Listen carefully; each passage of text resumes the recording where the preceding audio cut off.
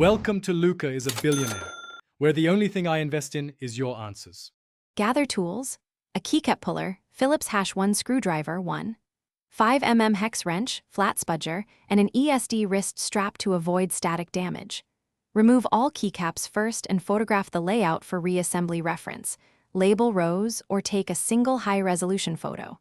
Use a clean mat and small containers to organize screws by location, separate plate screws from bottom case screws. Work with good lighting and a tray for small parts so nothing is lost, and you can track parts precisely during the teardown. Flip the keyboard and locate and remove the 6 bottom screws using a Phillips #1 screwdriver. Some models add 2 hidden screws under rubber feet, so peel them back and check. Turn the board right side up and pry the top gently with a flat spudger, starting at a corner and moving evenly. Watch for ribbon cables and foam that can snag.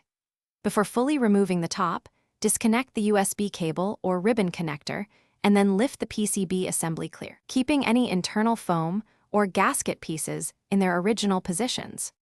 Identify whether the PCB is hot swap or soldered.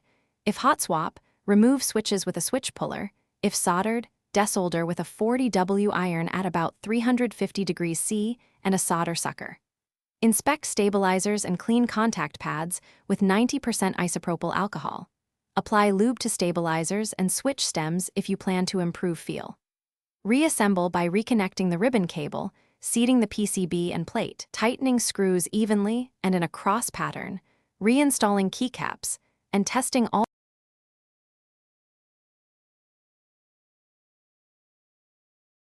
Thanks for watching and please subscribe. It's the best investment you'll ever make.